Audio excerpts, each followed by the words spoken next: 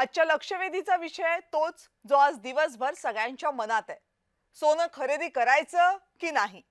पुढच्या वर्षभरामध्ये आपल्याला सोनं खरेदी करता येणार की नाही? सोन्याचे भाव वाढणार, कमी होणार की आहेत तितके राहणार?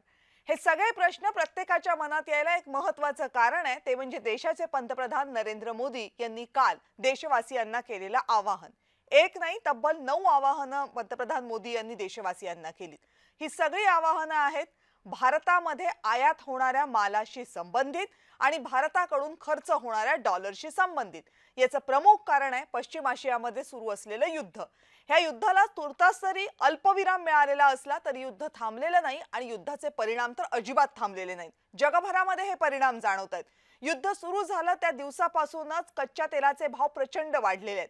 भारतासारखा देश जो 85% कच्च्या तेलाच्या आयातीवर अवलंबून असतो आपल्या एकूण कच्च्या तेलाच्या गरजेच्या, अशा देशांना या युद्धाचा मोठा फटका बसणार हे निश्चित होतं. पण भारताची डोकेदुखी ही फक्त कच्च्या तेलापुरती मर्यादित नाहीये, कारण भारत ज्या ज्या गोष्टी आयात करतं त्या त्या गोष्टींपैकी बहुतांश गोष्टींचे भाव या युद्धामुळे वाढले आणि भारताची डोकेदुखी वाढली.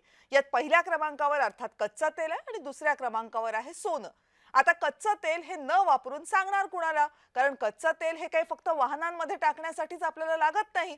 कच्च्या तेलापासून अनेक उत्पादनं निघतात ज्यावर देशाच्या अर्थव्यवस्थेतील बरेच घटक अवलंबून आहेत. त्यामुळे कच्चं तेल आपल्याला न वापरता येणं हा पर्याय नाहीये किंवा त्याचा वापर कमी करणं हा थोडाफार पर्याय असू शकतो. पण सोन्याच्या बाबतीत तसं नाहीये. सोनं जर आपण नाही खरेदी केलं तरी ते चालू शकतं आणि म्हणून पुढचे वर्षभर किमान सोनं खरेदी करू नका असा उपाय पंतप्रधान नरेंद्र मोदी यांनी देशाला आवाहनाच्या रूपामध्ये सांगितलंय. याच्यापेक्षा आणखीनही त्यांनी आवाहनं केलीत, जसं की सेंद्रिय खतं वापरा, कारण खतांचं सुद्धा मोठ्या प्रमाणावर आपण आयातच करत असतो. परदेशी जाऊ नका, परदेशी तुम्ही गेलात की तुम्ही डॉलरचा खर्च वाढवता वगैरे वगैरे. आता मुद्दा हा आहे की युद्ध सुरू होऊन 72 दिवस झाल्यानंतर पंतप्रधान नरेंद्र मोदी यांनी हे आवाहन का केलं? आतापर्यंत जी दरवाढ झाली नव्हती ती दरवाढ होणार याचे हे संकेत आहेत का? आणि जर ते संकेत असतील तर मग देशामध्ये महागाई वाढणार का? असे अनेक प्रश्न या निमित्तानं उपस्थित झालेले आहेत.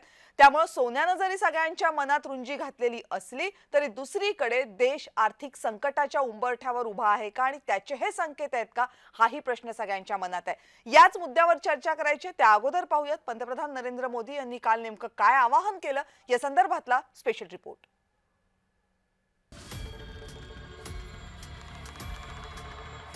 इराण युद्धाच्या पार्श्वभूमीवर पंतप्रधान नरेंद्र मोदींनी रविवारी देशाला महत्त्वाचं आवाहन केलं. पेट्रोल डिझेलचा वापर कमी करावा, शक्यतो घरून काम करावं आणि वर्षभर सोनं खरेदी टाळावी असं मोदींनी सांगितलंय. देशाचं परकीय चलन वाचवण्यासाठी आपल्यातल्या प्रत्येकानं प्रयत्न केले पाहिजेत असं ते म्हणाले. इराण युद्धामुळे एकीकडे तेल महागलंय तर दुसरीकडे डॉलर महाग झालाय. त्यामुळे तेल, सोनं आणि खतं हे खरेदी करण्यासाठी अधिकचे डॉलर मोजावे लागतात. साल भर तक घर में कोई भी फंक्शन हो, कोई भी कार्यक्रम हो, हम सोने के गहने नहीं खरीदेंगे, सोना नहीं खरीदेंगे.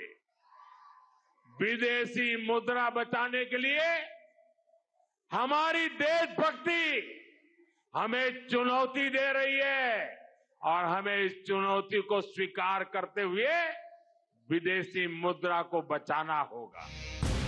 विरोधकांनी मात्र यावरून मोदींवर सडकून टीका केली आहे. गेली 12 वर्ष अर्थव्यवस्था सुधारण्यासाठी नक्की केलं काय असा सवाल विरोधक करतायत.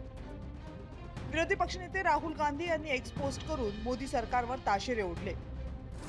हा उपदेश नाही, हा अपयशाचा पुरावा आहे. 12 वर्षात मोदींनी देशाला अशा स्थितीत आणून ठेवलंय की जनतेला आवाहन करावं लागतंय.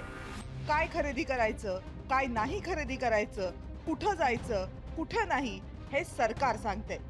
प्रत्येक वेळी जबाबदारी जनतेवर टाकून देतात, जेणेकरून स्वतःला जबाबदारीपासून दूर पळता यावं. हा देश चालवणं आता तडजोड केलेल्या पंतप्रधानांच्या हातात राहिलेलं नाही. राहुल गांधी यांच्या टीकेनंतर मुख्यमंत्री देवेंद्र फडणवीस यांनी जोरदार प्रत्युत्तर दिलं. मोदीजींनी जे सांगितलं त्याचा जर अर्थ राहुल गांधींना कळला नाही तर आता त्यांना दोष देता येत नाही. कुठेतरी त्यांची समजच कमी आहे. पण तो जनतेला कळलाय आणि त्यामुळे जनता रिस्पॉन्ड करेल. देशामध्ये सर्वात रिजेक्टेड नेता हे राहुल गांधी आहेत. रिजेक्टेड रिजेक्टेड माल आहे. आता त्याला तुम्ही महत्व देता, आम्ही देत नाही. सामाजिक कार्यकर्त्या अंजली दमानिया यांनी मात्र सरकारकडे रास्त मागणी केली आहे. ते आणि त्यांचा पक्ष काय करतायत ह्याचा त्यांनी काहीच विचार करू नये. म्हणजे काल ते 3 ठिकाणी गेले, तेलंगणाला गेले, बेंगलोरला गेले आणि जामनगरला गेले. प्रत्येक ठिकाणी त्यांनी पब्लिक रॅलीज घेतल्या. आता ते स्वतः चार्टर्ड फ्लाईटने जातात. तिथे गेल्यानंतर 40-50 गाड्यांचा त्यांचा ताफा असतो. तर हे करणं कितपत योग्य आहे? इतकंच नाही तर ते आता शुक्रवारी स्वीडन, नॉर्वे, UAE, इटली अशा सगळ्या परदेश दौरा ते स्वतः करणार आहेत. तर मला हाच प्रश्न पडला एक सामान्य स्त्री म्हणून, की बाबा हे योग्य आहे का? प्रॅक्टिस व्हॉट यू प्रीच हे खरं असायला नको का? अंजली दमानिया यांची प्रतिक्रिया चुकीची म्हणता येणार नाही. फक्त उपदेश देऊन चालणार नाही. सरकारमधील मंत्री आणि आमदारांनी जनतेसमोर तसा आदर्शही ठेवला पाहिजे, अशीच जनतेची भावना आहे. ब्युरो रिपोर्ट, जय महाराष्ट्र.